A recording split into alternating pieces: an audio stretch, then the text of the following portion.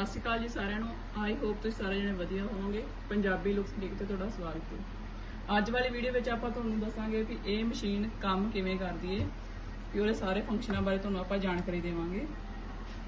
ਸਭ ਤੋਂ ਪਹਿਲਾਂ ਸਾਰੇ ਜਣੇ ਵੀਡੀਓ ਨੂੰ ਸਬਸਕ੍ਰਾਈਬ ਸ਼ੇਅਰ ਕਰਿਆ ਕਰੋ, ਚੈਨਲ ਨੂੰ ਸਬਸਕ੍ਰਾਈਬ ਕਰਿਆ ਕਰੋ ਤੇ ਆਪਾਂ ਇਨਫੋਰਮੇਸ਼ਨ ਲੈ ਕੇ ਤੁਹਾਡੇ ਕੋਲ ਹਾਜ਼ਰ ਹੁੰਦੇ ਰਹਾਂਗੇ। ਹਰੇਕ ਵੀਡੀਓ ਵਿੱਚ ਤੁਹਾਨੂੰ ਕੋਈ ਨਾ ਕੋਈ ਆਪਾਂ ਇਸ ਮਸ਼ੀਨ ਬਾਰੇ ਇਨਫੋਰਮੇਸ਼ਨ ਦਿੰਦੇ ਰਹਾਂਗੇ।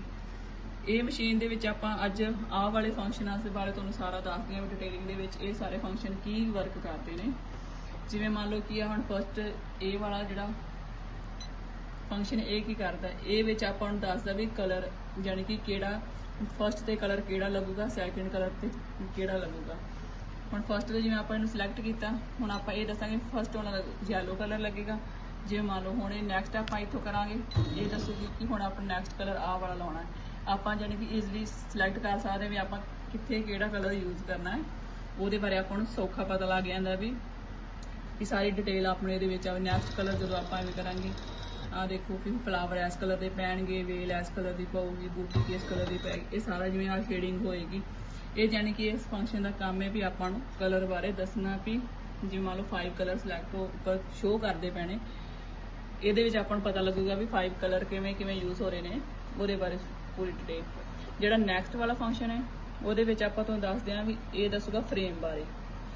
ਇਹ ਯਾਨੀ ਕਿ ਫਰੇਮ ਹੋਣਾ ਵੇਖਣਾ ਵੀ ਆਪਣਾ ਫਰੇਮ ਕਿੰਨੀ ਚੀਜ਼ 'ਚ ਯਾਨੀ ਕਿ ਵਰਕ ਕਰੂਗਾ। ਆਪਾਂ ਨੂੰ ਪਤਾ ਲੱਗੇਗਾ ਫਰੇਮ ਇਧਰੋਂ ਕਿੰਨੀ ਥਾਂ ਤੇ ਆਏਗਾ, ਇੱਧਰ ਚੌੜਾਈ 'ਚ ਕਿੰਨਾ ਜਾਏਗਾ, ਲੰਬਾਈ 'ਚ ਲੈਂਥ ਵਾਈਜ਼ ਕਿੰਨਾ ਜਾਏਗਾ, ਉਹ ਸਾਰੀ ਚੀਜ਼ ਬਾਰੇ ਦੱਸੇਗਾ।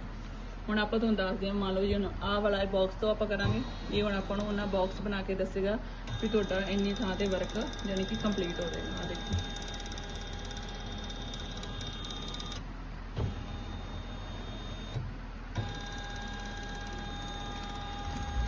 ਇਸ ਤੋਂ ਬਾਅਦ ਆਪਾਂ ਇਹਨੂੰ ਯਾਨੀ ਕਿ ਬੰਦ ਕਰ ਲਵਾਂਗੇ, ਕ੍ਰੋਸ ਤੇ ਆਪਾਂ ਬੰਦ ਕਰ ਦਾਂਗੇ ਫੰਕਸ਼ਨ ਨੂੰ। ਹੁਣ ਆਪਾਂ ਜਿਹੜਾ ਨੈਕਸਟ ਫੰਕਸ਼ਨ ਉਹਦੇ ਬਾਰੇ ਗੱਲ ਕਰਦੇ ਹਾਂ। ਉਹਦੇ ਵਿੱਚ ਯਾਨੀ ਕਿ ਥਰੈਡ ਬਾਰੇ ਆਪਾਂ ਨੂੰ ਪਤਾ ਲੱਗੂਗਾ ਵੀ ਥਰੈਡ ਜੇ ਮੰਨ ਲਓ ਆਪਾਂ ਜੁਆਇੰਟ ਲਾਉਣਾ ਹੈ, ਇਹਨੂੰ ਉੱਪਰ ਨੀਚੇ ਕਰਨਾ ਹੈ ਵੀ ਨੀਡਲ ਜਿਵੇਂ ਆਪਾਂ ਨੂੰ ਮੂਵ ਕਰਨੀ ਹੈ ਇੱਥੋਂ ਇੱਕ ਥਾਂ ਤੋਂ ਦੂਜੀ ਥਾਂ ਤੇ ਜੁਆਇੰਟ ਲਾਉਣ ਵਾਸਤੇ, ਉਹਦੇ ਵਾਸਤੇ ਆਪਾਂ ਨੂੰ ਫੰਕਸ਼ਨ ਦਿੱਤੇ ਹੋਏ। ਮੰਨ ਲਓ ਵੀ ਹੁਣ ਆਪਾਂ ਇਹਨੂੰ ਇੱਧਰ ਕਰਾਂਗੇ, ਆ ਵੇਖੋ ਇਸ ਕ੍ਰੋਸ ਤੋਂ ਐ ਨੂੰ ਜਾਏਗਾ। ਜੇ ਮੰਨ ਲਓ ਵੀ ਇੱਧਰ ਵਾਲਾ ਅਪ ਕਰਾਂਗੇ, ਇੱਧਰੋਂ ਅਪ ਹੋਣਾ ਹੈ, ਡਾਊਨ ਲੈਫਟ ਰਾਈਟ ਕਰਨਾ, ਆਪਾਂ ਜਿੱਥੇ ਮਰਜ਼ੀ ਆਪਾਂ ਜਾ ਕੇ ਨੀਡਲ ਇਹ ਸੈੱਟ ਕਰ ਸਕਦੇ ਹਾਂ। ਇਹ ਵਾਲਾ ਫੰਕਸ਼ਨ ਇਹ ਕੰਮ ਕਰੇਗਾ। ਜਿਹੜਾ ਨੈਕਸਟ ਫੰਕਸ਼ਨ ਹੈ ਇਹਦੇ ਵਿੱਚ ਆਪਾਂ ਨੂੰ ਧਾਗੇ ਦੀ ਦੱਸਿਆ ਹੋਇਆ ਵੀ ਇਹ ਯਾਨੀ ਕਿ ਆਪਣੀ ਵਰਤੋਂ ਵਿੱਚ ਆਉਣ ਵਾਲਾ ਕੋਈ ਫੰਕਸ਼ਨ ਨਹੀਂ ਹੈਗਾ। ਇਹ ਧਾਗੇ ਦਾ ਦੱਸਿਆ ਹੋਇਆ ਵੀ ਕਿੰਨੇ mm ਦਾ ਧਾਗਾ ਹੈ, ਜਾਂ ਆਪਾਂ ਨੂੰ ਉਹਦੇ ਸਟਿਚਿਸ ਵਗੈਰਾ ਦੱਸਣੀ, ਵੈਲਿਊ ਦੱਸੀਏ ਵੀ ਕਿੰਨੀ ਕਿੰਨੀ ਹੋ ਜਾਣੀ ਕਿ ਸਟਿਚਿਸ ਵਗੈਰਾ। ਜਿਹੜਾ ਨੈਕਸਟ ਕਲਰ ਹੈ ਉਹ ਨੈਕਸਟ ਵਾਲੀ ਆਪਸ਼ਨ ਹੈ, ਇਹ 'ਚ ਆਪਾਂ ਨੂੰ ਮੰਨ ਲਓ ਜਿਹੜੇ ਉਹਦੇ ਕਲਰ ਨੇ ਉਹ ਦੱਸਿਆ ਵੀ ਇੰਨੇ ਸਟਿਚਿਸ ਲੱਗਣਗੇ। ਮੰਨ ਲਓ ਵੀ ਯੈਲੋ ਕਲਰ ਦੇ 204 ਸਟਿਚਿਸ ਲੱਗਣਗੇ, ਐਵੇਂ ਗ੍ਰੀਨ ਕਲਰ ਦੇ ਲੱਗਣਗੇ।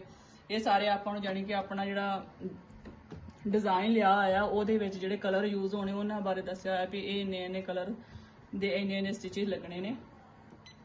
ਜਿਹੜਾ ਨੈਕਸਟ ਵਾਲਾ ਇਹ ਆਪਣਾ ਯਾਨੀ ਕਿ ਥਰੈਡ ਦਾ ਯਾਨੀ ਜਿਹੜੀ ਥਰੈਡ ਦੇ ਐਕਸਟੈਂਸ਼ਨ ਹੈ। ਮੰਨ ਲਓ ਹੁਣ ਆਪਣਾ 2.6 ਤੇ ਯਾਨੀ ਕਿ ਆਪਣਾ ਆਪਾਂ ਨੋਰਮਲ ਜੋ ਥਰੈਡ ਯੂਜ਼ ਕਰਦੇ ਹਾਂ ਉਦੋਂ ਇਹਦੇ ਵਿੱਚ ਦੱਸਿਆ ਜਾਂਦਾ ਵੀ 2.4 ਤੇ ਯਾਨੀ ਕਿ ਸਹੀ ਵਰਕ ਕਰਦੀ ਹੈ। ਇਸ ਨੂੰ ਆਪਾਂ ਵਧਾ ਵੀ ਸਕਦੇ ਹਾਂ, ਘਟਾ ਸਕਦੇ, 2.4 ਤੇ ਵੀ ਕਰ ਸਕਦੇ ਹਾਂ।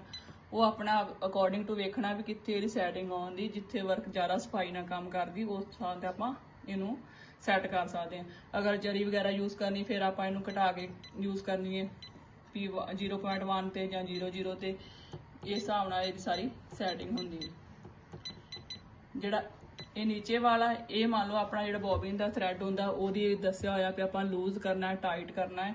ਇਹ ਵੈਸੇ 2 ਤੇ ਹੀ ਵਰਕ ਜ਼ਿਆਦਾ ਬੈਸਟ ਕਰਦੀ ਹੈ, ਜਿਹਨੂੰ ਆਪਾਂ 1 ਤੇ ਵੀ ਕਰ ਸਕਦੇ ਹਾਂ ਤੇ 2 ਤੇ ਵੀ।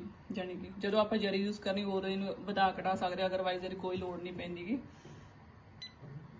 ਜਿਹੜਾ ਨੈਕਸਟ ਵਾਲਾ ਪੋਰਸ਼ਨ ਉਹ ਵੀ ਫਰੇਮ ਦਾ ਹੀ ਆਪਾਂ ਨੂੰ ਦੱਸਿਆ ਵੀ ਆਪਣਾ ਫਰੇਮ ਆਪਾਂ ਕਿਵੇਂ ਯੂਜ਼ ਕਰਨਾ, ਉਹਦੇ ਬਾਰੇ ਦੱਸਿਆ ਵੀ ਆਪਾਂ ਫਰੇਮ ਨੂੰ ਕਿਵੇਂ ਲਾਉਣਾ ਹੈ, ਆਪਾਂ ਨੂੰ ਪ੍ਰੋਪਰ ਉਹਦੀ ਜਾਣਕਾਰੀ ਦਿੱਤੀ ਹੋਈ ਹੈ।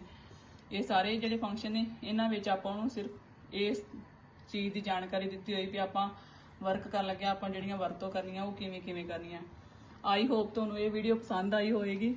ਚੈਨਲ ਨੂੰ ਸਬਸਕ੍ਰਾਈਬ ਕਰਨਾ, ਲਾਈਕ ਕਰਨਾ, ਸ਼ੇਅਰ ਕਰਨਾ ਤੇ ਆਪਾਂ ਜਿਹੜੇ ਨੈਕਸਟ ਵੀਡੀਓ ਬਣਾਵਾਂਗੇ ਉਹ ਆਹ ਵਾਲੇ ਦੂਸਰੇ ਫੰਕਸ਼ਨਾਂ ਬਾਰੇ ਆਪਾਂ ਉਹਦੇ ਵਿੱਚ ਜਾਣਕਾਰੀ ਦੇਵਾਂਗੇ ਵੀ ਉਹ ਕਿਵੇਂ ਵਰਤਣੇ ਨੇ। Thanks for watching.